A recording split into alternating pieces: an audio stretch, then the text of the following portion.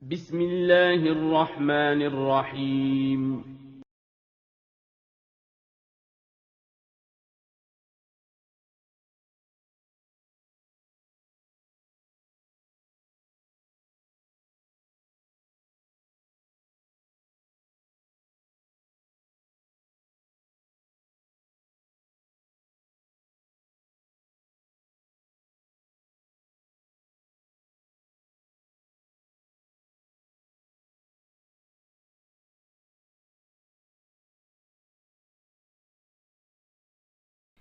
Bismillahirrohmanirrohim. Assalamualaikum warahmatullahi wabarakatuh.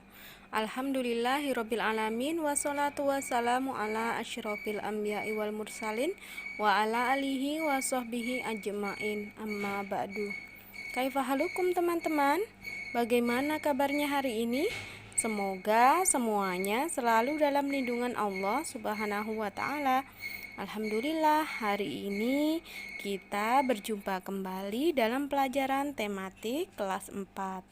Nah, teman-teman, sebelum kita mulai pembelajarannya, marilah kita berdoa terlebih dahulu supaya kegiatan kita hari ini mendapatkan manfaat. Bismillahirrahmanirrahim. Allahumma inni as'aluka ilman nafi'an wa rizqan thayyiban wa amalan mutaqabbalan. Alhamdulillah, kita sudah berdoa. Dan semoga pembelajaran kali ini diberikan kemudahan oleh Allah. Nah, kali ini kita sudah memasuki tema 7, ya. Alangkah indahnya keragaman di negeriku. Dan kita sudah memasuki subtema 1, yaitu keragaman suku bangsa dan agama di negeriku. Dan yang akan kita pelajari hari ini adalah di pembelajaran 1. Materi kita Bhinneka Tunggal Ika, kemudian suku bangsa di Indonesia, perbedaan kebiasaan dan cara hidup, dalam kurung transportasi, kemudian mengenal macam-macam gaya. Baik teman-teman, marilah kita menuju ke materi yang nomor 1, yaitu Bhinneka Tunggal Ika. Bhinneka Tunggal Ika. Zain berasal dari suku Minang, Ratri berasal dari suku Jawa, Togar berasal dari suku Batak, Made berasal dari suku Bali, Neneng berasal dari suku Sunda, dan Daeng berasal dari suku Bugis. Anak-anak itu berasal dari suku yang berbeda. Mereka semua anak Indonesia. Bangsa Indonesia terdiri atas bermacam-macam suku bangsa. Mengapa bangsa kita memiliki keragaman suku bangsa? Mari kita simak penjelasan berikut ini. Keragaman adalah karunia Tuhan Yang Maha Esa. Keragaman suku di Indonesia adalah kekayaan yang harus kita syukuri. Cara mensyukuri keragaman bangsa adalah dengan menghormati keragaman tersebut. Kita juga harus saling mengenal antara suku bangsa satu dan lainnya. Kita juga harus melestarikan budaya dari suku bangsa yang ada di Indonesia agar tidak punah. Nah, perhatikan gambar berikut ini. Pernahkah kalian mendengar kalimat Bhinneka Tunggal Ika? Ya, kalimat tersebut terdapat pada Garuda Pancasila. Semuanya sudah tahu kan Garuda Pancasila? Ya, Garuda Pancasila adalah lambang negara kita. Bhinneka Tunggal Ika berarti berbeda-beda tetapi tetap satu. Kalimat Bhinneka Tunggal Ika terdapat dalam buku Sutasoma, karangan Empu Tantular. Dalam kitab Sutasoma, pengertian Bhinneka Tunggal Ika lebih ditekankan pada keanekaragaman agama dan kepercayaan di kalangan masyarakat Majapahit. Ini tentu saja di kerajaan zaman dahulu kala. Bagaimana keragaman agama di lingkungan sekitar kalian? Nah, amatilah ya, kemudian tuliskan hasil pengamatan kalian. Bangsa Indonesia memiliki semboyan yang dikenal dengan Bhinneka Tunggal Ika. Nah, istilah Bhinneka Tunggal Ika tadi berasal dari kitab Sutasoma. Bhinneka Tunggal Ika artinya berbeda-beda, tetapi satu jua. Semboyan itu sangat sesuai dengan kondisi bangsa Indonesia. Seperti kalian ketahui, bangsa Indonesia memiliki beragam suku, budaya, bahasa, agama, dan adat istiadat.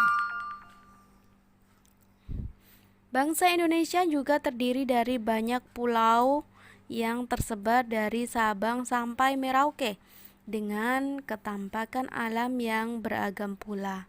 Tetapi dalam keanekaragaman itu kita merupakan satu bangsa, yaitu bangsa Indonesia. Jadi meskipun berbeda-beda suku dan budaya, semuanya bersatu dalam Negara Kesatuan Republik Indonesia. Nah, itulah teman-teman artinya dari Bhinneka Tunggal Ika. Suku bangsa di Indonesia. Bangsa Indonesia merupakan bangsa yang majemuk karena terdiri atas berbagai suku bangsa, budaya, bahasa daerah, serta agama yang berbeda-beda. Keragaman yang dimiliki bangsa Indonesia tersebut tersebar dari Sabang sampai Merauke. Jumlah penduduk Indonesia tinggal tersebar di pulau-pulau di Indonesia.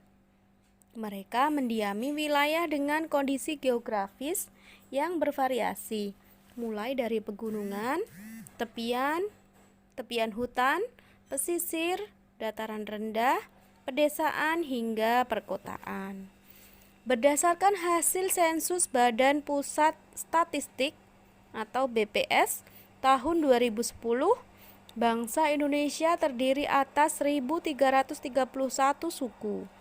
Berdasarkan sensus itu pula, suku bangsa terbesar adalah suku Jawa yang meliputi 40,2% dari penduduk Indonesia. Sebagian besar penduduk suku Jawa tinggal di Pulau Jawa, terutama Jawa Tengah, Jawa Timur, Yogyakarta, dan sebagian Jawa Barat. Suku Sunda, suku Melayu, dan suku Madura merupakan kelompok terbesar berikutnya. Banyak suku-suku terpencil, terutama di Kalimantan dan Papua, memiliki populasi kecil yang hanya beranggotakan ratusan orang. Nah, teman-teman, itulah tadi ya teks tentang suku bangsa di Indonesia. Nah, sekarang mari kita diskusikan beberapa hal berikut ini. Informasi apa yang kalian peroleh dari bacaan teks suku bangsa di Indonesia? Nah, banyak ya informasi yang kita dapatkan di situ ya. Nah, bangsa Indonesia ternyata tersebar dari Sabang sampai Merauke. Kemudian penduduk Indonesia ya tinggal tersebar di pulau-pulau di Indonesia. Kemudian berdasarkan hasil sensus tahun 2010 oleh Badan Pusat Statistik, nah bangsa Indonesia ternyata terdiri atas berapa suku? Ada 1.330 suku. Nah, itu ya informasi yang bisa kita dapatkan. Adakah kata sulit yang kalian temukan pada bacaan tersebut?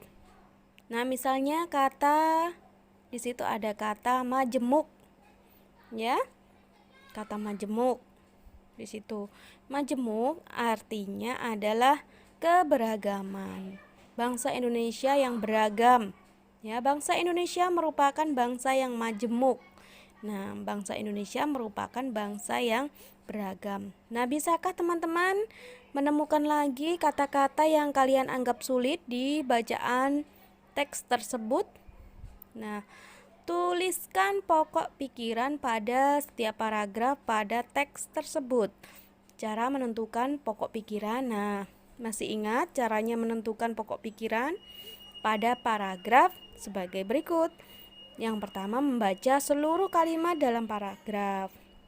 Kemudian, menandai awal kalimat, akhir, atau kalimat awal dan kalimat akhir paragraf. Kemudian, menandai pikiran pokok yang terdapat di awal, akhir, atau kalimat awal dan akhir pada paragraf. Nah, itu ya teman-teman, teks tentang bacaan suku bangsa di Indonesia. Nah, silahkan didiskusikan nanti atau di rumah kalian ya, cara menentukan pokok pikiran yang ada di bacaan tersebut. Baik teman-teman, kita lanjut materi kita tentang perbedaan kebiasaan dan cara hidup, atau di sini perbedaan alat-alat transportasi yang digunakan di suatu daerah. Nah, mari kita simak penjelasan berikut ini. Setiap suku bangsa di Indonesia mempunyai kebiasaan hidup yang berbeda-beda.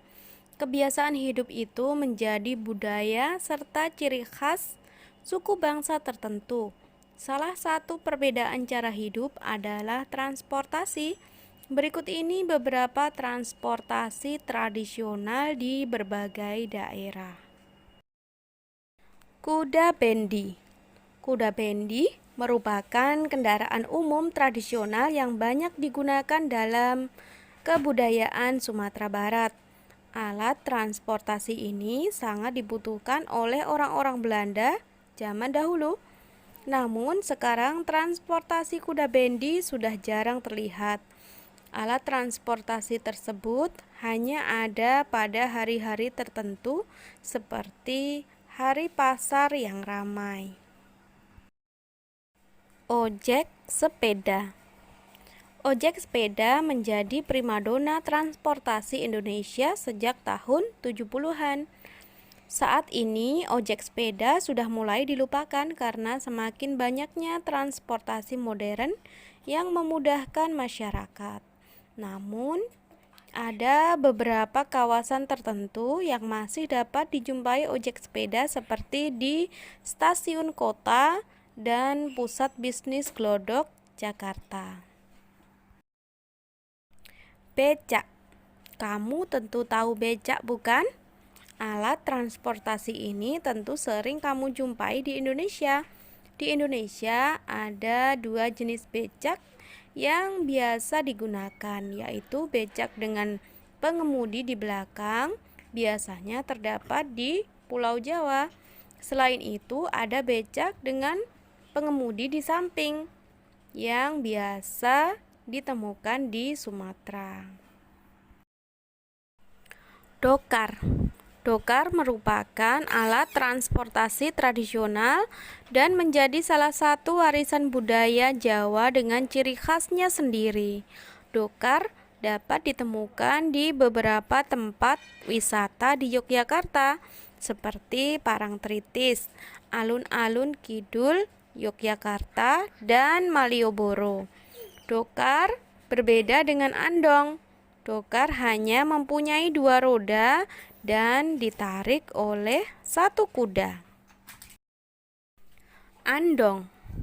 Andong masih dapat kita jumpai di Solo dan Yogyakarta dan daerah-daerah di sekitarnya, seperti di Klaten, Karanganyar, Boyolali, Sragen, dan Sukoharjo. Keberadaan andong sebagai salah satu warisan budaya Jawa memberikan ciri khas kebudayaan tersendiri yang hingga kini masih terus dilestarikan. Pedati. Biasanya pedati terdapat di wilayah pedesaan. Alat transportasi ini digunakan untuk mengangkut orang ataupun barang. Pedati juga ditarik oleh hewan seperti kuda, sapi, kambing, atau kerbau. Nah, itulah teman-teman ya beberapa transportasi tradisional di berbagai daerah. Pernahkah kalian menaikinya? Nah, ceritakan pengalaman kalian ke teman kalian jika kalian pernah menaiki alat transportasi tradisional tersebut.